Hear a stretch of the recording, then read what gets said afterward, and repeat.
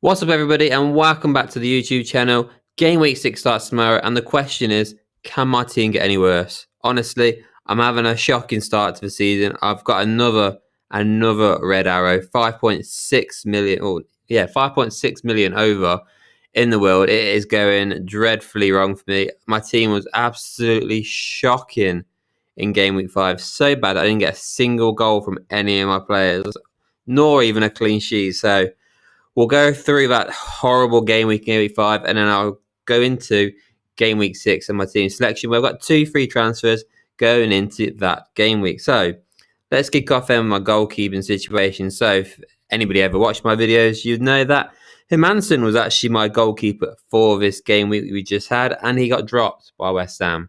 He weren't playing great, but he did get one clean sheet this season, but yeah, they got rid of him, put him on the bench. Aurelio came in, and so that means I had Pickford, who had Liverpool. I mean, not like West Ham gets a clean sheet anyway, but still, that fumble straight away. Then my back line was double Spurs this game week because double Spurs the week before worked out a real treat. Now, let's be honest, I did say Brighton's going to be a tough game, but yeah, to get 2 points from 2 players wasn't great, especially because they finally decided to bench Reece James, who started against Man United. He had a midweek Champions League game he started, and he started at the weekend against United. That pissed me off. I ain't gonna lie. So Reece James only goes and gets himself an assist in that game, even though they lost. They still got the assist. So we got 4 points. So we actually got more points than Pedro Porro and Van de Ven combined. And even Juve got the exact same thing. He also got an assist, another one for bloody West Ham. I couldn't believe it. And he got 3 points. He got a yellow card, but that's why he got 3 instead of 4. But that was just 7 points last on bench. I could have had no Spurs defenders and got an extra 5 points there. I did have Virgil van Dijk as well, who did get 4 points against Everton in that game. So I'll definitely be taking that. I mean, he didn't actually get an assist. He got 10 defensive contributions. It's pretty impressive, to be fair. So I'll take those 4 points. Now, midfielders then. So let's talk about this shambles then, shall we? So first of all, I had Salah as captain. Good decision there. Got me 10 points. I'd definitely be taking that. It was a tough game. It's a derby game. We weren't expecting a lot, but he did get the assist. Florian Wirtz, absolutely shambolic. He only played 29 minutes. Got a yellow card and got nothing for me. Regretting this decision massively now. He's gone down in price now to 8.2. So my team is just getting absolutely destroyed in prices as well. Reinders, though, did actually get a haul of points. He got 9 points for us. Buzzing about that one against the Arsenal. Weren't expecting that. Definitely be taking that. Morgan Rogers continues to be crap this season. No goals, no assists. Another 2-pointer. And Dewsbury Hall only got the 1 point because this guy seems to be a merchant for bloody yellow cards. So that was great, wasn't it? And then obviously my front two, Pedro Porro. I'm going mad. João Pedro. I think that's the first time since game week 1 that he's blanked. So, I mean, I was surprised. And then lastly, Ollie Watkins, another blank.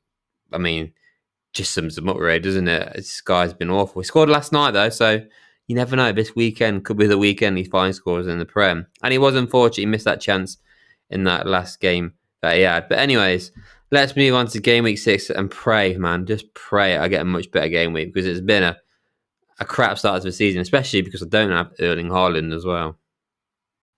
Right, so my game week 16, starting us off is the goalkeepers, and this time I'm bringing back Jordan Pickford. Why? I mean, one, I've got no choice really, because I don't think Manson's going to be playing anymore. And two, to be fair, they're playing each other, and Pickford's at home, so that is probably the easiest decision I'm going to be making this game week. So Pickford's in for Manson, who, let's face it, I've got to really be thinking now how I'm going to get rid of him. And I hate getting rid of goalkeepers and transfers. Maybe I'm going to have to take a wild card sooner rather than later. But yeah, Pickford's going to be starting goal for me for game week 6. So right then, moving on to my defence. And I'm going for the same back 3 than I was previous game week.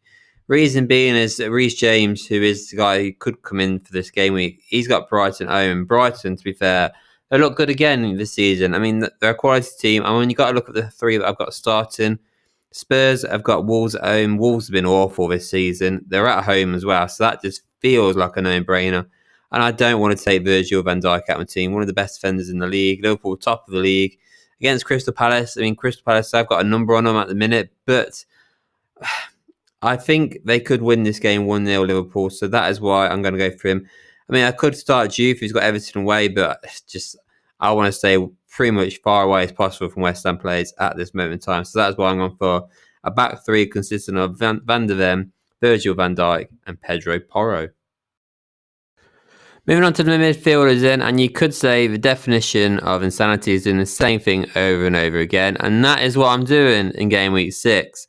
So it might come to a shock that I'm not getting rid of Florian Wirtz. I am still thinking about it, because I wouldn't mind really probably having something like Phil Foden in for game week 6. He's got Burnley at home, whereas Florian Wirtz has only got Crystal Palace away, and he's been, pretty crap this season in all fairness, considering how much he costs as well. But at this moment in time, I haven't made that transfer, and I've still got the same 5-man midfield. So that obviously consists of Salah and Wirtz, who both got Palace away, with Salah still being my captain. I could change that though to Reinders, so he's got Burnley at home, but so far I haven't. And then I've got Drewsbury Halls at home, so fingers crossed they can do all right there, Everton, against West Ham, who do leak in goals. So I'm really praying that he gets some goals in that game. And then Morgan Rogers, who, from the sounds of it, the Villa fans last night were not happy with Morgan Rogers in that Europa League win. And hopefully that doesn't mean he gets taken out of the team for it. But I think Emre will stick with him. Fulham at home, fingers crossed he can pull it out of the bag and get a goal or assist, because the Villa players are definitely killing me so far this season. And that leads me then to my front two. And of course, again, it's the same front two that it has been for most of the season. João Pedro up front with Ollie Watkins. Obviously both on blank last week. João Pedro's got his former team at Brighton, so that'd be a difficult game for him. But I still think he can get something in that game. Ollie Watkins, what do I say about Ollie Watkins, man? He scored it last night, to be fair to him. No, he didn't actually. He missed a penalty. Tell a lie. He didn't score. It was John McGinn that scored. Hopefully, then, this weekend, he can score.